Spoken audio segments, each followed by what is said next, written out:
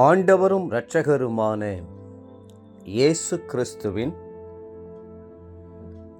ஈடு இணையற்ற நாமத்தில் அன்றன்றுள்ள அப்பம் வாசகர்களுக்கு எங்கள் அன்பின் வாழ்த்துக்கள். 2025 ஆண்டு ஏப்ரல் மாதம் 13ஆம் தேதி ஞாயிற்றுக்கிழமைக்குரிய தின தியானம். இன்றைய தலைப்பு நிறைவான பாக்கியம்.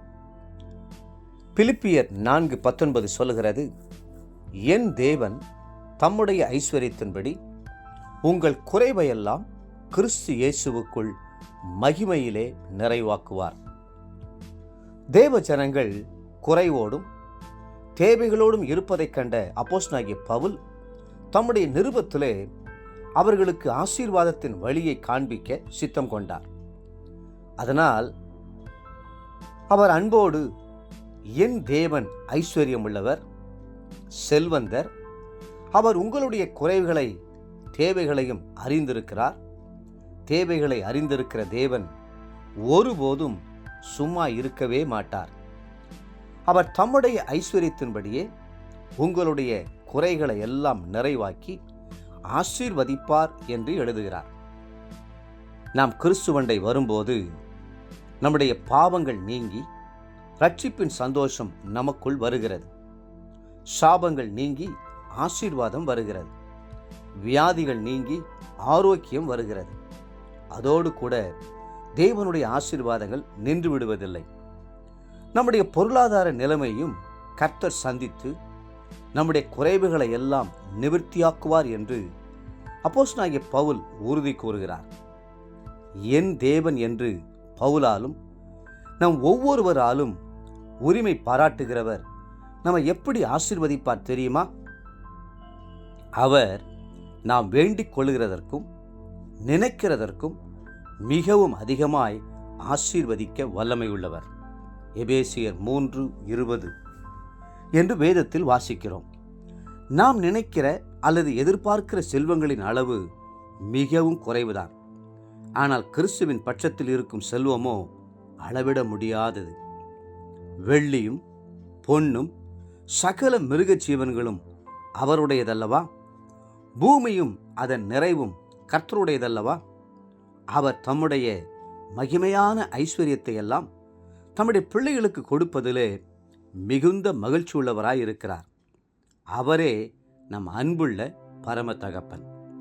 கானாவூர் கல்யாண வீட்டிலே குறைவு ஏற்பட்ட போது அங்கிருந்த எல்லா பெரிய கற்சாடிகளும் நிரம்பி வழியும்படி திராட்சை ரசத்தை கொடுக்க விரும்பினார்.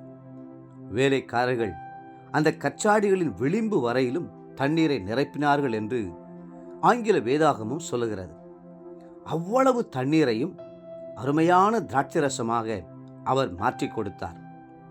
தாவீது ராஜா ஆனந்த பரவசத்தோடு சொல்லுகிறார், என் பாத்திரம் நிரம்பி வழிகிறது. ஆம், கர்த்தர் பாத்திரத்தை கால்பாகம் அரைபாகம் என்று நிரப்புகிறவர் அல்ல, முழுவதையும் நிரப்புகிறவர். மட்டுமல்ல, நிரம்பி வழிய வழிய ஊற்றிக்கொண்டே இருப்பவர். அந்த ஆசீர்வாதத்தை நாம் பெற்றுக்கொள்வதற்கு என்ன செய்ய வேண்டும்? ஆம், அதற்கு ஒரு நிபந்தனை உண்டு. அந்த நிபந்தனையை நாம் நிறைவேற்றும் போது ஆசீர்வாதங்களை நாமும் முழுமையாக பெற்றுக்கொள்கிறோம்.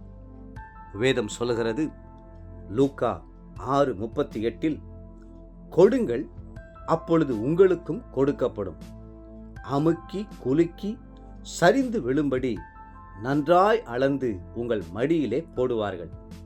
நீங்கள் எந்த அளவினால் அளக்கிறீர்களோ அந்த அளவினால் உங்களுக்கும் அளக்கப்படும்.